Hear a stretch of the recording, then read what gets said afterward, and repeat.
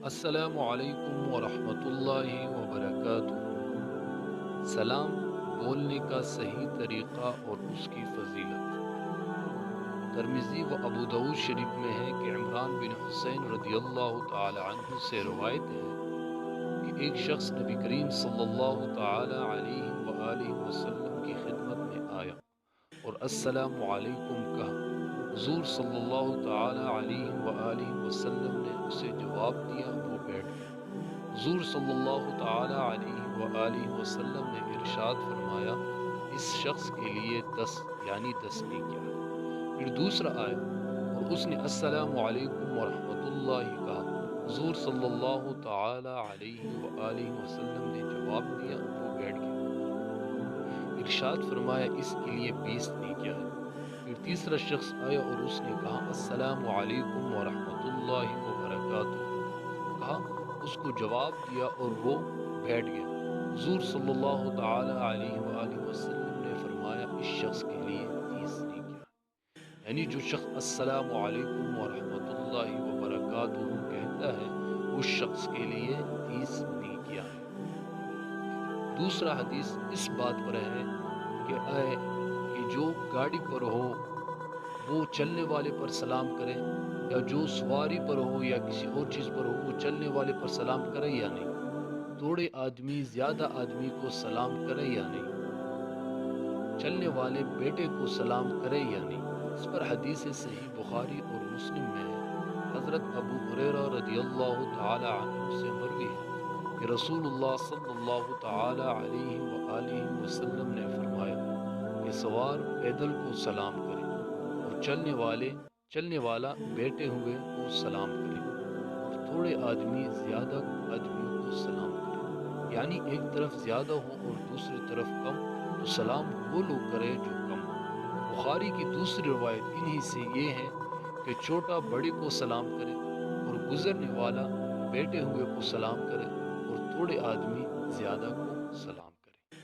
یعنی اس حدیث سے یہ بات واضح ہو گئی کہ جو گاڑی پر سوار ہو یا کسی اور سواری پر ہو، وہ پیدل گزرنے والے کو سلام کرے، اور جو بندہ چل رہا ہو، سفر کر رہا ہو، اور اس کے سامنے کوئی بیٹا شخص مل گیا، بیٹا شخص مل گیا، تو وہ اس بیٹے ہوئے شخص کو سلام کرے۔ اور جو آدمی سفر کر رہا ہو اور وہ لوگ کم ہوں اور ان کا گزرنا ایک ایسی جماعت پر ہو جن کا تعداد ان سے زیادہ ہو، تو ان شخص پر یہ ہے کہ وہ زیادہ کو سلام کرے۔ اسی طرح دوسرا حدیث مبارکہ میں ہے، ارے بچوں کو سلام کرنا کیسا ہے؟ صحیح بخاری اور مسلم میں ہے کہ حضرت انس رضی اللہ تعالی عنہ سے مروی ہے کہ رسول اللہ صلی اللہ تعالی علیہ وآلہ وسلم نے بچوں کے سامنے سے گزرے اور بچوں کو سلام کیا۔ یعنی اس سے یہ بات واضح ہو گیا کہ بچوں کو سلام کرنا یہ بھی سنت کا طریقہ ہے۔ اسی طرح اس کی فضیلت کیا ہے؟ جو شخص سلام کرے اور اس کا فضیلت کیا ہے؟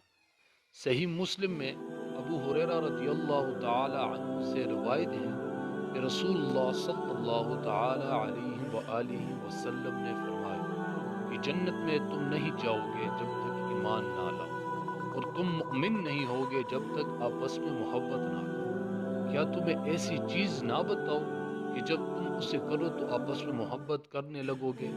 وہ یہ ہے کہ آپس میں سلام کو پھیلاؤ۔ یعنی آپ اس ٹائم تک جنت میں داخل ہوں گے، آپ کا محبت اس ٹائم تک مکمل ہوگا جب آپ لوگ آپس میں سلام کو پھیلائیں گے۔ اسی طرح دوسرا حدیث ہے، حضرت ابو امامہ رضی اللہ تعالی عنہ سے روایت کرتے ہیں کہ رسول اللہ صلی اللہ تعالی علیہ وآلہ وسلم نے فرمایا، جو شخص پہلے سلام کرے وہ رحمت الہی کا زیادہ مستحق ہے۔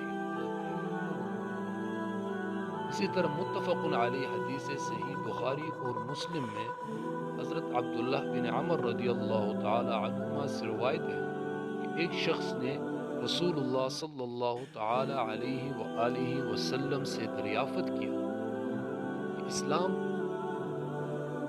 کون سی چیز سب سے اچھا ہے، اسلام کی کون سی چیز سب سے اچھی ہے؟